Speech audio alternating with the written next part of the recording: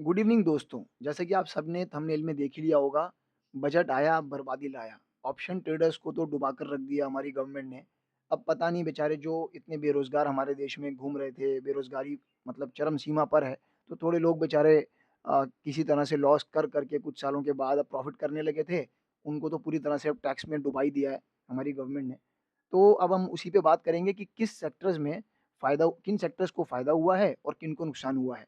तो सबसे पहले तो भाई जो हमारा फ़ेवरेट टॉपिक है एफ़एनओ, हम उस पर बात करेंगे। सबसे ज़्यादा नुकसान अगर किसी सेक्टर को हुआ है तो हमारे वो फ़ाइनेंशियल सेक्टर्स को ही हुआ है दोस्तों। तो कैसे हुआ है मैं आपको बताता हूँ। सबसे पहले तो हम मैं टैक्स आपको थोड़ा-सा वैसे ही दूसरी तरफ से भी बताना चाहता हूँ कि हम ऑलरेडी कितना टैक्स दे रहे हैं दोस्तों। मतलब ये जो है एफ़एनओ की बात मैं अभी करता हूँ। पहले आपको बता दूँ कि हम इनकम टैक्स ऑलरेडी पहले से भर रहे हैं इतना, जीएसटी भरते हैं, short term capital gain tax भरते हैं, स्टैम्प ड्यूटी भरते हैं, एसटीटी भरते हैं, प्रॉपर्टी पर टैक्स भरते हैं, प्रोफ़ेशनल टैक्स भरते हैं, एंटरटेनमेंट पे टैक्स भरते हैं, स्वच्छ भारत सेस भरते हैं। मतलब हम पूरी ज़िंदगी सिर्फ़ अपनी कमाइयों पर टैक्स भरते हैं और जो हम एफ़एनओ में ट्रेड करते हैं, उसके अंदर आप चाहे फ़ायदा करें या लॉस करें, आपको टैक्स तो भरना ही है एसटीटी के रूप में। अब उसको उल्टा ऑलमोस्ट डबल कर दिया गया है। आपको जानकर बहुत खुशी होगी दोस्तों, बहुत उसे बढ़ा दिया गया है, मतलब डबल ही कर दिया गया है। तो अब आपको बताते हैं कैसे। सबसे पहले मैं बात करता हूँ हमारे short term capital gain tax की और फिर लॉन्ग टर्म की और फिर एफ़एनओ की बात करूँगा। तो देखिए, अब जैसे long term capital gain tax था ना, पहले ऑलरेडी ये ज़ीरो होता था। यानी अगर हम पहले कुछ भी प्रॉफ़िट कमाते थे, तो हमें टैक्स देना होता था उसपे, लेकिन उसको बढ़ाकर ऑलरेडी 10% कर दिया गया था। बट अब अनफॉर्च्यूनेटली उसको 25% से बढ़ा दिया, यानी 10 से सीधा 12.5% कर दिया गया है। और short term capital gain tax को भी सीधा 15 से 20% कर दिया गया है दोस्तों। तो यानी आप इस बात को ऐसे समझिए कि अगर आपने ₹100 कमाए, तो अब आपको सीधा उस पर ₹20 देने होंगे सरकार को, अपने प्रॉफ़िट के ऊपर। और ये तो सिर्फ़ मैं आपको एक टैक्स की बात बता रहा हूँ, उसपे जो अलग जो ये जीएसटी, वीएसटी वो सब लगता है वो अलग है। ये सब मैं आपको बता रहा हूँ, सिर्फ़ जो टैक्स लगाया जाएगा उसपे, वो सिर्फ़ यानी ₹100 का अगर आपने कमाई करी तो आपको सीधा उसपे ₹20 देने होंगे। Long term capital gain tax पे 12.5% और इस पर आपको देने पड़ेंगे 20%। और आप अगर देखेंगे वैसे तो ये लोग कहेंगे हर जगह पे कि भाई इन्वेस्टमेंट करो, इक्विटी मार्केट में पैसा डालो। अब जब डाल रहे हैं लोग कमा रहे हैं तो इन लोगों से हज़म नहीं हो रहा है।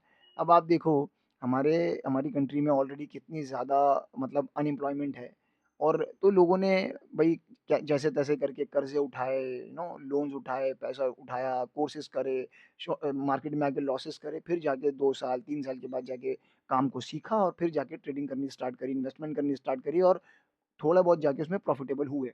लेकिन अब जो हम ऑलरेडी जैसे मैंने आपको वीडियो के स्टार्टिंग में बताया था कि भर-भर के हम लोग टैक्स भर रहे हैं। सोते, जागते, उठते, बैठते सिर्फ़ टैक्स, खाओ तो टैक्स, रो तो टैक्स, धो तो टैक्स, खाना मतलब रेस्टोरेंट में बैठ जाओ तो टैक्स, ऑर्डर करो तो टैक्स, गाड़ी लो तो टैक्स, प्रॉपर्टी पे टैक्स। कोई ऐसी चीज़ नहीं है जिस पर आप टैक्स नहीं भर रहे। मुझे तो लगता है कभी-कभी मैं ऐसा फ़ील करता हूँ कि मैं शायद कमा भी रहा हूँ या नहीं कमा रहा हूँ या सब कुछ अपनी जेब का ये सिर्फ़ कहने की बात होती है कि 30% दे रहे हो, 35%। मुझे तो कभी-कभी ऐसा लगता है कि मैं पूरी ज़िंदगी सिर्फ़ गवर्नमेंट के लिए ही कमा रहा हूँ और गवर्नमेंट को ही दे रहा हूँ। चाहे वो गवर्नमेंट कोई सी भी हो, सिर्फ़ ये बात नहीं है, जो भी हमारे खिलाफ है, मैं उसकी बात कर रहा हूँ, यानी आम लोगों के जो खिलाफ है। तो अब आप देखिए, अब इसमें इतना टैक्स लगा दिया, अब हम बात करते हैं एफ़एनओ की। हम ऑलरेडी अगर आप जानते हो तो एसटीडी जो हम भरते हैं ना, हम ऑलरेडी बहुत ज़्यादा एसटीडी भर रहे थे। जैसे अगर मैं आपको बताता हूँ, अभी हमें उस एसटीडी टैक्स को भी डबल कर दिया गया है ऑलमोस्ट, ऑलमोस्ट डबल है। जैसे अगर पहले हमारी जो एसटीडी था ना, वो 0.06 समथिंग थी, अभी उसे 0 पॉइंट सीधा 2 कर दिया फ्यूचर्स में और 0.1 कर दिया ऑप्शंस में, यानी ये ऑलमोस्ट डबल हो चुकी है। अगर आप आसान भाषा में समझेंगे तो अगर आप 1 लाख की टर्नओवर पहले करते थे, तो उस पर आपको ₹100 एसटीटी देना पड़ता था। उसमें स्टैम्प ड्यूटी अलग है, उसमें आपका जीएसटी अलग है, ब्रोकरेज अलग है। ये सिर्फ़ मैं आपको एसटीटी की बात कर रहा हूँ। यानी अगर आप 1 लाख की टर्नओवर करते थे, तो आपको ₹100 उस पे एसटीटी देना पड़ता था, जो अब बढ़ के सीधा ₹200 हो गया है भाई साहब। यानी 1 लाख तो मैंने आपको सिर्फ़ एक फ़िगर बताई अभी जैसे मैं हूँ। मैं 1 दिन में आराम से 50 लाख, 1 करोड़ 80 लाख की ट्रेडिंग जनरली कर देता हूँ, मतलब नॉर्मल डेज़ में कर देता हूँ। और जब ज़्यादा किसी दिन भाई ओवर ट्रेडिंग हो जाती है तो वो 2 करोड़ पे ही पहुँच जाता है। तो अब आप लगा लीजिए कि 1 लाख पे अगर मैं ₹100 दे रहा हूँ, तो 1 करोड़ की ट्रेडिंग पे उस पे टर्नओवर पे कितना दे रहा हूँ और आप कितना देंगे? तो ये अभी लगता है मैं सिर्फ़ 1 लाख पे 100 अरे यार छो नहीं, आप उसको ओवरऑल अब जब देखेंगे तो आपकी जेब में से इतना पैसा जा रहा है और ये वो टैक्स है, चाहे आपको लॉस हो या प्रॉफ़िट हो, डज़न्ट मैटर आपको गवर्नमेंट को देना ही है। तो भाई ये क्या हो रहा है पता नहीं है, कितने लोग बेचारे मार्केट में रहेंगे, नहीं रहेंगे कुछ पता नहीं है।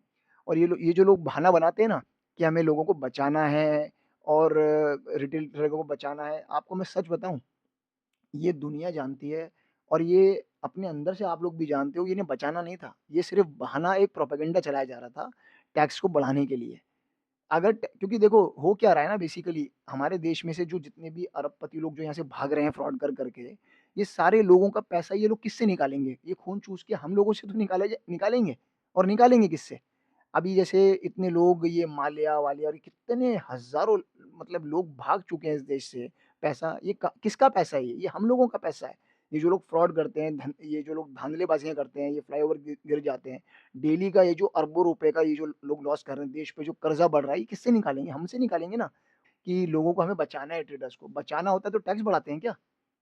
टैक्स बढ़ा दिया और वो उसे डबल कर दिया। अरे अगर बचाने था तो भाई एफ-एन-ओ ट्रेडिंग को ही बंद कर देते और नहीं बंद करते तो एफ-एन-ओ ट्रेडिंग के अंदर जो ये जो रोज़ की एक्सपायरीज़ लेकर आए हो जिसकी वजह से वॉल्यूम बढ़ा है उसको बंद कर देते बट वो नहीं किया इन्होंने। तो इन्होंने सीधा डबल टैक्स कर दिया और अब मैं बात करता हूँ इनकम टैक्स की।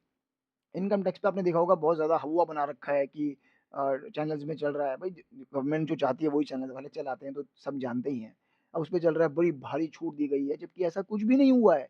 मैं आपको बताऊँ इतने माइनर से चेंजेज़ हैं इनकम टैक्स की स्लैब पर। आप देखेंगे कि जो पहले स्टैंडर्ड डिडक्शन हमें मिलता था वो सिर्फ़ 50,000 का था, जो अब 75,000 कर दिया गया। बस इससे ज़्यादा नहीं है वो, 25,000 का उसमें स्टैंडर्ड डिडक्शन बढ़ा दिया गया।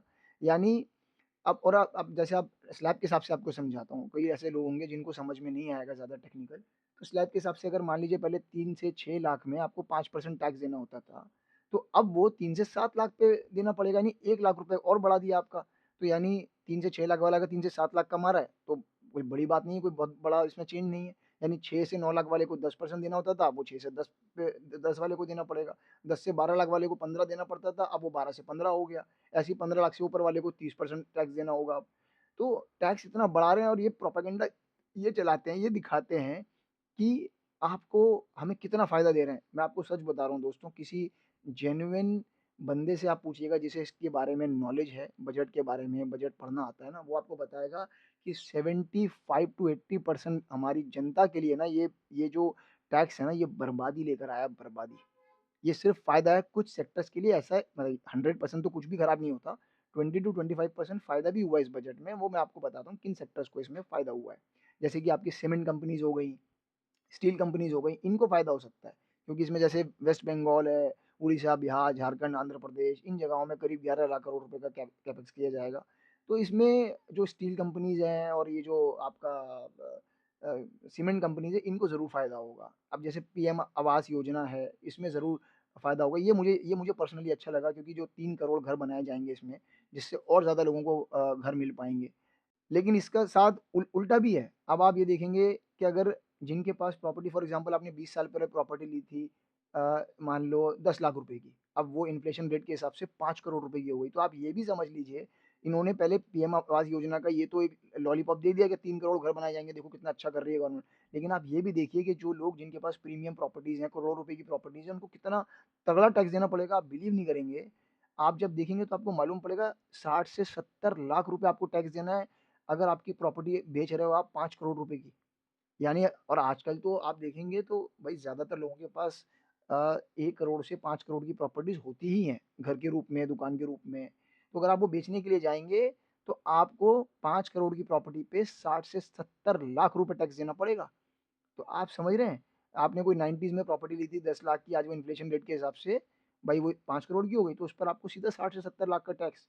मैं और एक फ़ायदा आपको बताता हूँ, जैसे स्टील पर जो सीमेंट मैंने आपको बताया कि जैसे स्टील बनाने में जो रॉ मटेरियल काम आता है, उसमें जो इम्पोर्ट ड्यूटी है उसे कम कर दिया, तो इससे सीधा जो फ़ायदा होगा डायरेक्टली वो स्टील सेक्टर को होगा। बैटरी सेक्टर को होगा इसमें फ़ायदा क्योंकि बैटरी सेक्टर के लिए काफ़ी अच्छा रहेगा क्योंकि जैसे लिथियम और कॉपर जैसे मिनरल्स पर जो इम्पोर्ट ड्यूटी होती थी ना, उसको इन्होंने फुल्ली एग्ज़ेम्प्ट करने का प्रपोज़ल दिया है फाइनेंस मिनिस्टर ने। तो वो एक बैटरी मैन्युफैक्चरिंग कंपनीज़ के लिए बहुत अच्छा साबित होगा। एग्रीकल्चर और फर्टिलाइज़र सेक्टर के लिए अच्छा होगा, जैसे कि इस सेक्टर में 1,52,000 करोड़ की अनाउंसमेंट की गई है, जिसमें 2 सालों में 1 करोड़ किसानों को जो नेचुरल फार्मिंग करना चाहते हैं, उनको फार्मिंग करने के लिए सपोर्ट भी किया जाएगा, तो ये अच्छा है। बट ये किसान भई भई आप ये देखिए ना, बजट का मतलब होता है देश के हर हर सेक्टर को फ़ायदा दिया जाए, ऑलमोस्ट कम से कम 90% लोगों को फ़ायदा दिया जाए, 20-25% लोगों को नहीं। तो ये थोड़े बहुत कुछ सेक्टर्स में फ़ायदा है। अब जैसे रेलवे सेक्टर का बहुत अफ़वाह उड़ाई जा रही थी कि भाई जैसे आपने देखा होगा इंटरिम बजट में 2.5 लाख करोड़ का एलोकेशन किया गया था। अभी आगे भी वो सेम रहने वाला है। अभी ऐसा कुछ नहीं जो टीवी में चला रहे थे ना, ये खरीद लो, वो खरीद लो, रेलवे का तगड़ा बजट आने वाला है, रेलवे के लिए कुछ नहीं हुआ। और इस बजट में रिन्यूएबल सेक्टर को ज़रूर फ़ायदा होगा। जैसे कि आप देखेंगे जो पीएम सूर्यघर मुफ्त बिजली योजना चल रही थी, जिसमें 1 करोड़ घरों के ऊपर सोलर रूफटॉप प्लांट लगाए जाने हैं, जिससे हर महीने उन लोगों को 300 बिजली यूनिट फ्री मिल सकती है। इनको ज़रूर फ़ायदा होगा। इसमें कहा गया है कि 1 करोड़ 28 लाख करीब रजिस्ट्रेशंस ऑलरेडी हो चुकी हैं और 14 लाख एप्लीकेशंस फाइल्ड भी हो चुकी हैं। तो ये एक थोड़ा फ़ायदा है इसके अंदर। और एक नई पॉलिसी इंट्रोड्यूस की जाएगी जिसमें पम्प्ड स्टोरेज प्रोजेक्ट्स को भी प्रमोट किया जाएगा इलेक्ट्रिसिटी स्टोरेज के लिए, जिससे सीधा-सीधा रिन्यूएबल सेक्टर को फ़ायदा होगा। देखो बजट जो है ना ओवरऑल कोई ख़ास नहीं है, लेकिन आपको बताया ऐसा जाएगा जैसे हमारी मार्केट ही को आप देख लो, मार्केट अच्छी खासी आज गिरी, लोग एक्सपेक्ट भी कर रहे थे कि मार्केट गिरेगी, गिरी और देखो फिर वापस ऊपर आ गई। मार्केट का कुछ समझ में ही नहीं आ रहा है, क्या चाह रही है मार्केट भाई? कब तक ये ऐसे ही बढ़ती जाएगी? मतलब कुछ समझ में नहीं आ रहा है। कब इसमें ये एक बबल चल रहा है, क्या चल रहा है? ओवरऑल जो ये जो बजट की अगर मैं बात करूँ दोस्तों, तो बजट जो है ना वो ओवरऑल जो है वो 75 टू 80% खराब है। ये मैं पर्सनली नहीं कह रहा हूँ कि आप सोचें कि मैं अपनी तरफ से कह रहा हूँ। जो एक कहते हैं ना, मेरे चैनल का नाम ही ट्रांसपेरेंट ट्रेडर है। जो बोलना है वो सच बोलना है, कुछ भी किसी को खुश करने के लिए या किसी से डर के बोलने के लिए की ज़रूरत नहीं है मेरे चैनल पर, इसलिए मैं वही बोल रहा हूँ जो सच है। आप चाहें तो किसी से भी बात कर सकते हैं बजट को अच्छे से जो समझता हो। बजट में जो फ़ायदा है वो सिर्फ़ 2-3 सेक्टर्स को है, जैसे कि रिन्यूएबल एनर्जी सेक्टर हो गया आपका और आपका बैटरी सेक्टर हो गया और स्टील और सीमेंट सेक्टर। तो क्या पूरा हिंदुस्तान इन्हीं सेक्टर्स पे चल रहा है क्या 4 सेक्टर्स पे? ऐसा तो नहीं है ना। तो बाकी सबके लिए खराब है और जो सबसे ज़्यादा बर्बादी वाला बजट है ये, वो है एफ-एन-ओ ट्रेडर्स के लिए। जो बेचारे सबसे ज़्यादा लाखों रुपए का जो लॉस कर रहे थे लोग, लॉस कर के अब कमाना सीखे हैं, ये उनके लिए सबसे ज़्यादा चिंता की बात है। और मैं खुद अगर अपनी बात बताऊँ तो मैं बहुत मतलब स्ट्रेस्ड हूँ। पहले तो जब मैं एसटीडी देखता था ना, मैं बहुत गौर से देखता हूँ। जब मैं कोई भी कॉन्ट्रैक्ट लेता हूँ ना, तो मैं उसमें एसटीडी देखता हूँ कितनी लग रही है, तो मुझे बड़ा दिल दुखता था कि बिना बात का मतलब हमने सिर्फ़ एक उठाया, एक क्लिक किया, सेल किया, तो भाई ₹200 दे दिए, ₹500 दे दिए और बाय किया तो ₹100 दे दिए, ₹150। ये किस बात का है ये एसटीडी इतना ज़्यादा हेवी यार? क्यों है ये? अब उसको भी डबल कर दिया। मतलब आप ये समझ लीजिए पता नहीं मेरे पास यार अब बोलने के लिए मैं इतना मतलब मुझे गुस्सा भी है और क्या करेंगे लेकिन हम बोल के हमारी वैल्यू क्या है? कुछ नहीं है। बस चिल्लाएँगे, स्ट्रेस लेंगे और हम जैसे लोग मैं तो कहता हूँ हम सारे ट्रेडर्स को ना हिंदुस्तान के जितने भी इन्वेस्टर्स, ट्रेडर्स हैं ना, उनको ये ट्रेडिंग ही बंद कर देनी चाहिए। इस मार्केट में पैसा ही मत डालो, बैंक्स में मत डालो जो नहीं डाल रहे ना। ये गवर्नमेंट को तभी सबक मिलेगा। ये लोग जो अंधा कमा रहे हैं ना आपको मैं एक और ये बताता हूँ जो 2022 में 19 में 2019 में इनकी जो एसटीडी से कमाई थी ना, आपको पता है वो कितनी थी और अब कितनी है? मतलब वो उसमें इतनी ज़्यादा बढ़ अभी आज की जो कमाई है ना इनकी, आज की 2024 की, वो करीब 30,000 करोड़ रुपया ये लोग कमा चुके हैं हमसे एसटीडी लेकर और ये वो एसटीडी है जो बिना बात की है, जिसमें कोई बेनिफिट नहीं है। मतलब हमारा ट्रेडर्स का चलो यार हमें बेनिफिट मिल रहा है, जो ग्लिचेज़ हो जाते हैं, गवर्नमेंट हमारा उसमें साथ देती है, कोई बेनिफिट नहीं है और हमें कोई वैल्यू नहीं दी जाती, ये सबको पता है और उसे बढ़ाकर भी डबल कर दिया यानी वो अगले साल अब सीधा 40,000 करोड़ हो जाएगी और ये बिना बात की है। क्यों? क्योंकि हम लोग चुप हैं, कोई बोलने वाला नहीं है। तो दोस्तों, बस मेरी वीडियो को अब यहीं ख़त्म करता हूँ, नहीं तो बहुत लंबी वीडियो हो जाएगी। गुस्सा तो है और बहुत सारी चीज़ें भी बोलनी है बट लेकिन क्या करें? सबको पता है क्या है। बस इतना ही कहूँगा कि जो भी है अब आगे से ध्यान से अपना ट्रेड भई कम क्वांटिटी में करिए। जितना ज़्यादा करेंगे उतना ज़्यादा फालतू टैक्स देना पड़ेगा। तो चलो दोस्तों चलता हूँ मैं।